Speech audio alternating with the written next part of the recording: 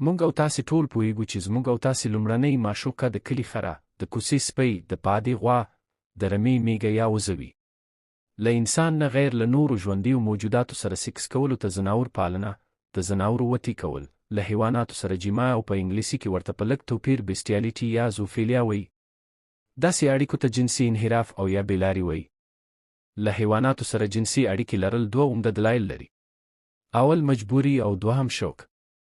اول دا چې په لرې پرتو سیمو کې چې اکثره ځوانان یې جنسي ملګري نه لري، نو د حیواناتو وطي کولو ته له مجبورۍ څخه مخه کوي.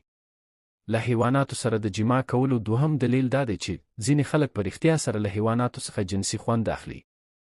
داسې خلک د یو انسان له مقاربت څخه دومره جنسي خوند نشي اخیستلی لکه څومره چې د حیواناتو له جنسي مقاربت څخه اخلي. هغه څوک چې له حیواناتو څخه د جنسي خوند اخیستلو بېلاري لري، دوی اول حیوانات د همدې عمل لپاره تربیه کوي او بیا د هماغه حیوان له جنسي غړو پورې د خپلو جنسي غړو له سولولو، له هغو سره له لوبو کولو خوند اخلي. په لرې پرتو سیمو کې چې خلک په مالدارۍ باندې بوخت دي، نو حیواناتو سره نږدې اړیکې لري او هر وخت ورته د لاسرسي وړ وي. د یوې سروې له مخې زیاتره هغه کسان چې د حیواناتو په پالنه او روزنه پورې اړوندې دندې پر مخ وړي له حیواناتو سره د جنسي اړیکو په لرلو کې ښکېل دي. یوازې نران له حیواناتو سره جنسي اړیکې نه ساتي، بلکې ښځې هم په زیاته پیمانه له حیواناتو سره جنسي اړیکې ساتي. په غربي هیوادونو کې د ښځو لخوا له کورنیو څارویو او اهلي حیواناتو سره سیکس کول ډیر عام دي، خو په شرقي هیوادونو کې بیا د نرانو لخوا دا دود په شوق او ذوق سره پالل کیږي.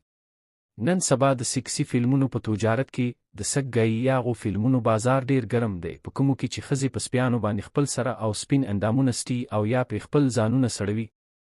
دا ښځې اول سپي د همدې مقصد لپاره تربیه کوي چې څه ډول د دوی خواهشات پوره کړي، څنګه د دوی اندامونه وسټي او څنګه له دوی سره جنسي اړیکه ټینګه کړي.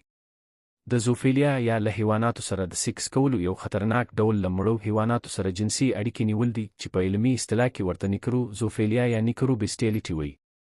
د دې هم ډیر خطرناک ډول یې د زو ساډیزم یا بیسټیالیټي ساډیزم نومیږي چې پکې انسانان د حیواناتو له شکنجه کولو خوند اخلي. له حیواناتو سره د سیکس یا جنسي اړیکو ډیر ډولونه شته چې نظر د خلکو اختلالاتو او شوقونو ته فرق کوي. زوسیکشوال هغه کسان دي چې له حیواناتو سره جنسي اړیکې نه لري خو له حیواناتو سره سیکس خوند ورکوي، نو له همدې امله له خپل میړه یا ښځې څخه غواړي چې له دوی سره د حیواناتو په رقم سیکس وکړي. په غرب کې له حیواناتو څخه د جنسي لذت اخیستل او د خوند لپاره د هغوی استعمالول منع شوي او هیڅوک نشي کولی چې یا له حیواناتو سره سیکس وکړي او یا بل څوک دې ته وهڅوي چې د خپل خوند لپاره بل کس سیکس ته مجبور کړي. دلته د دوه پیښو یادونه کوو چې پکې د سړي لخوا خپله ښځه له حیوان سره سیکس کولو ته مجبوره شوې. لومړی واقع چې په 1952 کال کې د امریکا په ماساچوسیټس کې پیښه شوې داسې ده چې سړي خپله ښځه دې ته مجبوره کړې چې د سپي ذکر راواخلي او په خپل فرج کې نن نه باسي.